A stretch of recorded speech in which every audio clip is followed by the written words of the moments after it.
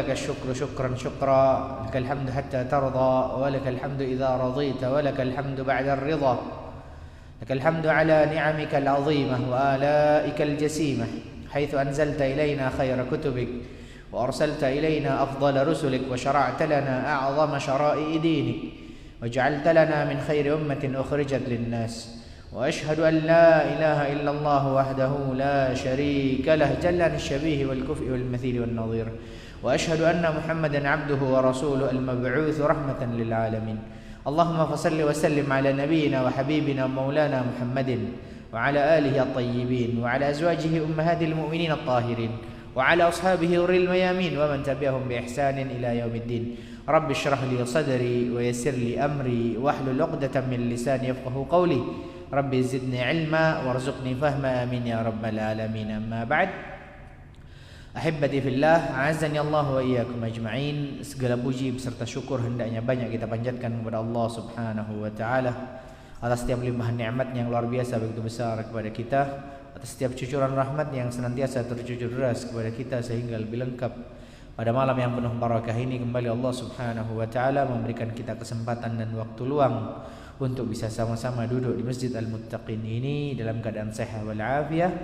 Kemudian kita niatkan untuk mencari ridha Allah Subhanahu wa taala dengan mempelajari sebagian daripada agama Allah dan membaca sebagian tentang sirah Nabi-Nya sallallahu alaihi wa alihi wasallam dengan harapan apa yang kita kerjakan ini diridhai oleh Allah Subhanahu wa taala, dicatat sebagai amal baik, balasannya nanti akan kita dapati di yaumil akhir nanti, amin ya rabbal alamin. Kemudian selanjutnya ahibati fillah, semoga sebaik-baik salawat serta salam tetap terucapkan untuk Nabi kita Muhammad sallallahu alaihi wa alihi wasallam, addal amanah wa ballagha ar-risalah wa nasaha lil ummah wa kashafa bil ummah. Ahibati fillah, azani Allah wa iyyakum ajma'in. Sebagai salah satu bentuk pengaplikasian rasa cinta kita kepada Nabi Muhammad sallallahu alaihi wasallam, insyaallah pada malam hari ini kita akan bercerita sedikit tentang sejarah hidup Nabi Muhammad sallallahu alaihi wa ala alihi wasallam, di mana beliau alaihi afdhalus salat wat taslim sebagaimana Allah Subhanahu wa taala sebutkan dalam Al-Qur'an, wa rafa'nahu makanan 'aliyya. Nabi Muhammad SAW itu tempatnya sangat tinggi sekali. Allah berfirman dalam Al-Qur'an, wa rafa'na laka dzikrak Muhammad, penyebutan namamu itu senantiasa aku tinggikan. Setiap hari nama Nabi SAW disebutkan 5 kali dalam azan, luar biasa. Gak ada orang lain yang disebut namanya sebanyak Nabi Muhammad sallallahu alaihi wa alihi wasallam, karena beliau memang pemuka dan penghulu para nabi dan rasul. Sebaik-baik nabi dan rasul adalah Nabi kita Muhammad sallallahu alaihi wa ala alihi wasallam. Nabi Muhammad sallallahu alaihi wa ala alihi wasallam juga diberi mukjizat yang azim. Mukjizat Nabi Muhammad SAW sangat besar. Dan di antara salah satu mukjizat terbesar Nabi Muhammad SAW adalah beliau diperjalankan oleh Allah Subhanahu wa taala lailan, pada malam hari, minal Masjidil Haram, dari Masjidil Haram ila Masjidil Aqsa, menuju ke Masjidil Aqsa alladzi barakna haulah, yang memang dibergahi sekelilingnya oleh Allah Subhanahu wa taala, yang mana kata Abu Jahal, perjalanan dari Masjidil Haram menuju ke Masjidil Aqsa di zaman itu, di zaman Nabi SAW, tidak mungkin ditempuh kecuali 1 bulan berangkat dan 1 bulan pulang. Jadi Lailatul Asra bi Nabi Muhammad sallallahu alaihi wasallam itu yang mana terjadi pada 1 malam saja. Ketika itu perjalanan itu mustahil ditempuh kecuali dalam waktu 1 bulan berangkat dan 1 bulan pulang, total 2 bulan. Tetapi Nabi Muhammad SAW diperjalankan hanya lailan, pada 1 malam saja. Betapa ini adalah mu'jizah al-azimah. Dan mu'jizah ini pun tidak ucuk-ucuk terjadi. Ada kisah yang melatar belakanginya, yang mana sebagaimana yang mungkin antum semua pernah sering dengar, itu adalah salah satu bentuk bagaimana Allah ingin menghibur Nabi Muhammad sallallahu alaihi wasallam dari humumi wal ghumum, dari setiap kesedihan dan dari setiap kegelisahan yang menimpa Nabi Muhammad sallallahu alaihi wa alihi wasallam. Pada tahun ke-10 ba'dal bi'tsah, pada tahun ke-10 setelah kenabian, Nabi Muhammad sallallahu alaihi wasallam diuji dengan ujian yang luar biasa oleh Allah Subhanahu wa taala. ujian yang memang sampai-sampai sanggup bikin sedih Nabi Muhammad SAW dengan kesedihan yang luar biasa. Sampai-sampai tahun ke-10 ba'dal bi'tsah diberi nama Amul Hazn, diberi nama tahun kesedihan. Mengapa disebut tahun kesedihan? Karena dua orang yang paling dicinta oleh Nabi Muhammad sallallahu alaihi wasallam dipanggil oleh Allah, diwafatkan oleh Allah Subhanahu wa taala. Dua orang yang sangat membela Nabi sallallahu alaihi wasallam diwafatkan di waktu yang hampir bersamaan.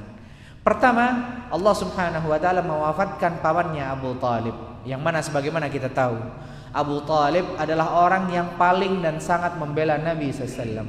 Tayyib, Abu Talib tidak beriman, tidak masuk ke dalam agama Islam. Tetapi karena ini adalah ponakannya sendiri, dibela dan dijaga mati-matian. Tidak ada orang Quraisy yang berani menyentuh Nabi SAW kecuali karena menghargai Abu Talib. Kenapa? Karena Abu Talib adalah sayyidu qaumih. Abu Talib adalah sayyidu qaumih, pemimpin kaum Quraisy, diakui atau tidak? Abu Talib. Kalau Abu Talib ngomong, insyaallah semua orang Quraisy sami'na wa ata'na, dengar dan tunduk. Kenapa? Abu Talib sayyidu qaumi. Maka Nabi sallallahu alaihi wasallam bisa berdakwah demikian, salah satu perannya juga karena ada perlindungan daripada Abu Talib, pamannya tercinta. Sehingga ketika pamannya tercinta Abu Talib diwafatkan oleh Allah Subhanahu wa taala, merasa terguncang dan sedih Nabi Muhammad SAW. Kenapa? Ini orang yang paling membela, yang paling disegani, yang paling menjaga Nabi Muhammad SAW diwafatkan oleh Allah Subhanahu wa taala. Selang 3 hari kemudian, kata sebagian para ulama, istrinya tercinta pun diwafatkan oleh Allah Subhanahu wa taala, Sayyidah Khadijah bintu Khuwailid. Orang yang secara lahir batin beriman kepada Nabi SAW, semua kekayaannya diberikan untuk dakwah Nabi Muhammad SAW. Sayyidah Khadijah, rafiqatu darbih, kekasih yang paling dicintai oleh Nabi Muhammad sallallahu alaihi wasallam, diwafatkan pula dalam waktu hanya berjarak 3 hari. Kira-kira bisa antum bayangkan betapa sedihnya Nabi Muhammad SAW. Makanya sampai-sampai tahun ke-10 ba'dal bi'tsah diberi nama Amul Hazn, tahun kesedihan luar biasa. Kenapa? Karena dua orang yang paling dicintai dan paling membela Nabi Muhammad SAW diwafatkan oleh Allah Subhanahu wa taala. Ayyuhal ahibbah, kira-kira ketika orang yang paling membela Nabi Muhammad SAW diwafatkan oleh Allah, apa konsekuensi yang diterima oleh Nabi SAW? Konsekuensinya karena pembela utamanya sudah nggak ada, maka orang Quraisy semakin semena-mena kepada Nabi Muhammad sallallahu alaihi wasallam. Maka intimidasi, penolakan sampai ancaman pembunuhan pun diterima oleh Nabi Muhammad SAW. Nggak ada lagi yang bela. Udah nggak ada lagi yang bela. Orang yang selama ini paling dihargai oleh orang Quraisy sudah meninggal, nggak ada lagi. Sehingga bentuk intimidasi sedemikian rupa diterima oleh Nabi sallallahu alaihi wa ala alihi wasallam. Maka sebagaimana disebutkan oleh para ulama, ba'dama tuwfiya amman Nabi sallallahu alaihi wasallam, ketika meninggal paman Nabi dan istrinya Khadijah, izdad ada kuffar Quraisy, semakin bertambah kebenciannya orang kafir Quraisy dan semakin bertambah intimidasi orang kafir Quraisy kepada Nabi sallallahu alaihi wasallam. Bahkan dha'afu, dilipat gandakan lagi intimidasi kepada Nabi SAW, sampai kata para ulama, dhaqat alaihi sadrah, sudah semakin sempit hati Nabi sallallahu alaihi wasallam, semakin berat ujian yang menimpa Nabi. Karena semakin berat, makanya kemudian Nabi SAW memutuskan, nggak bisa nih, kalau saya tinggal di kota Makkah akan semakin banyak intimidasi. Maka Nabi SAW memutuskan, saya harus pergi ke tempat lain selain kota Makkah. Maka Nabi SAW memutuskan untuk pergi ke kota Taif. Nabi SAW memutuskan untuk pergi ke kota Taif. 2 orang Nabi SAW berjalan tanpa menunggangi onta, jalan kaki. Nabi SAW dengan Zaid bin Harithah, anak angkatnya, jalan kaki ke kota Taif. Ditempuh waktu berhari-hari. Singgah di suatu tempat, Nabi SAW berdakwah, ditolak. Singgah ke suatu tempat, berdakwah lagi, ditolak lagi. Sampai ke kota Taif, Nabi demikian terus. Bahkan ada seorang saksi hidup ketika itu pernah bercerita, saya pernah melihat Nabi SAW di Suq Uqad. Ada sebuah pasar Ukath, ini pasar tertua, sampai hari ini ada pasar itu masih. Suk Ukath ini sampai sekarang masih ada di tempatnya. Itu mulai dari zaman Nabi sampai sekarang tetap ada pasar itu. Jadi ada salah seorang yang pernah melihat Nabi SAW menancapkan tongkatnya, bersandar di tongkat, berdakwah kepada manusia. Dakwah Nabi SAW di Suk Ukath. Apakah diterima? Tidak diterima dakwah Nabi SAW. Sudah diusir dari kota Mekah, pengen dakwah ke tempat lain, nggak diterima. Terus pindah satu tempat, nggak diterima, sampai ke kota Taif. Ketika sampai di kota Taif, Nabi SAW berdakwah, bukannya sambutan baik dan sambutan hangat yang diterima oleh Nabi SAW, malah caci maki, penolakan dan intimidasi yang diterima oleh Nabi SAW. Coba bayangkan nih kesedihan Nabi. Coba paman dan istrinya meninggal, diusir dari kota Mekah, pindah ke kota Taif, bukan diterima, malah dicaci maki. Seakan-akan dunia nggak ada yang menerima Nabi Muhammad SAW. Sudah taqat sadruh, taqatil ardu bima rahubat. Sudah nggak ada tempat, rasanya nggak ada tempat lagi. Sudah rasanya nggak ada tempat, nggak tahu lagi Nabi SAW mau kemana. Malah yang diterima di kota Taif kadangkala sama atau bahkan lebih parah daripada apa yang diterima di kota Makkah. Sebagaimana diceritakan oleh Zaid bin Harithah, ketika Nabi SAW berdakwah di kota Taif, ketika Nabi SAW berdakwah mengajak orang untuk mentauhidkan Allah Subhanahu wa taala, Nabi sallallahu alaihi wasallam dituduh sebagai orang gila, dituduh sebagai tukang sihir dan yang lainnya. Ini yang diterima oleh Nabi SAW di kota Taif. Bahkan sebagian penduduk Taif memutuskan untuk melempari Nabi sallallahu alaihi wasallam bil hijarah. Sebagian penduduk kota Taif memutuskan untuk melempari Nabi SAW bil hijarah, dengan batu. Sampai-sampai kata para ulama, na'lun Nabi SAW, sendalnya Nabi penuh dengan darah. Saking kakinya berlemuran dengan darah, dilempar. Ini Nabi Allah Subhanahu wa taala. Nabinya Allah Subhanahu wa taala yang paling dicinta oleh Allah, Nabi Muhammad SAW, dilempar batu sampai berdarah-darah di kota Taif. Zaid bin Harithah enggak tega melihat pemandangan itu. Dilindungi tubuh Nabi SAW dengan tubuhnya sampai kepalanya ini, kalau bahasa kita mengeluarkan darah, bocor nih kepalanya Zaid bin Harithah. Saking besarnya intimidasi yang diterima oleh Nabi sallallahu alaihi wasallam, saking beratnya hari itu, sampai-sampai Nabi SAW pernah ditanya oleh Sayyidah Aisyah, "Ya Rasulullah, engkau merasa hari paling berat yang pernah engkau lewati itu kapan? Apakah ketika kalah di perang Uhud?" Di perang Uhud kan kalah orang-orang mukmin. Nabi SAW sampai rompol giginya. Rusak belipisnya pada perang Uhud. Sayyidah Aisyah bertanya, "Ya Rasulullah, harimu yang paling berat selama ini itu kapan sih? Yang kau merasa paling berat harimu? Apakah pada perang Uhud?" Kata Nabi SAW, "La, tidak. Perang Uhud masih belum berat bagi saya. Hari saya yang paling berat," kata Nabi SAW, "laqad laqitu min qaumiki ma laqit, wa kana ashaddu ma laqit minhum yaumal aqabah." Saya memang sudah diintimidasi sedemikian rupa, wahai Aisyah, oleh kaummu. Tapi yang paling berat bagi saya adalah yaumil aqabah, ya ketika saya ke Taif itu. Paman dan istri saya meninggal, saya cari perlindungan ke kota Taif, bukan perlindungan yang saya dapatkan, tapi intimidasi yang berat, kata Nabi sallallahu. "Idh aradtu nafsi ala ibnu abdi kulal falam yujibni ila ma arad." Saya itu terusir dari kota Mekah, kata Nabi SAW. Saya serahkan diri dan nyawa saya kepada orang-orang Taif, tapi orang-orang Taif malah ingin membunuh saya, kata Nabi SAW, dan gak menerima dakwah saya. Fantalaqtu wa ana mahmumun ala wajhi. Maka saya pergi dari kota Taif sedangkan saya sedih sekali, diliputi oleh kesedihan. Falam astafiq illa wa ana biqarni tha'alib. Kata Nabi SAW, saya meninggalkan kota Taif itu saya nggak tahu. Sebenarnya saya melangkah kemana saya nggak tahu. Saking beratnya hari itu, kata Nabi SAW. Ketika diusir dari Taif, Nabi bilang, saya nggak menguasai diri saya. Pandangan Nabi SAW kosong, kemananya kosong, hingga Nabi SAW baru sadar. Kata Nabi SAW, saya falam astafiq, saya baru sadar. Saya baru sadar ketika saya ternyata sudah sampai di Qarnus Tha'alib. Saya baru sadar, saya bisa menguasai diri saya. Sebelumnya ketika diusir nggak sadar Nabi SAW. Saking beratnya intimidasi itu.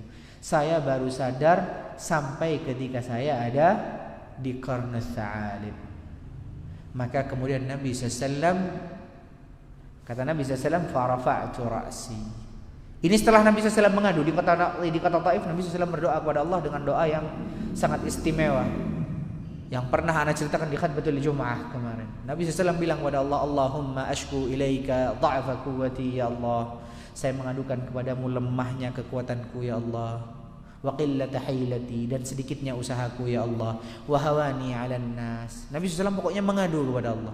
Sampai Nabi SAW bilang, ila man takilluni, ya Rabb, kepada siapa saya harus minta pertolongan sekarang ya Allah? Ila ba'idin tujahhamuni, apakah kepada orang yang jauh yang akan menyerang saya sekarang ini ya Allah? Au ila aduwin malaktahu amri, atau kepada musuh yang kapanpun bisa membunuh saya ya Allah? Kepada siapa saya harus meminta pertolongan sekarang ya Allah? Tapi satu ya Allah, fa illam takun bika alayya ghadab fala ubali, asalkan kau enggak murka kepada saya ya Allah, saya enggak marah. Setelah doa seperti ini Nabi SAW berlari karena memang mau dibunuh sama orang Taif. Sampai sadar di Qarnus Tha'alib, Nabi SAW kemudian berkata, farafa'tu ra'si. Di Qarnus Tha'alib, Qarnul Manazil sekarang, Nabi SAW mengangkat kepalanya, fa'idha ana bisahabah. Tiba-tiba ketika Nabi menengadahkan wajahnya ke langit, ada awan pekat di sana. Awan pekat di situ, kata Nabi SAW, fanadhartu fa'idha fiha Jibril. Saya melihat awan pekat itu, ternyata Jibril datang.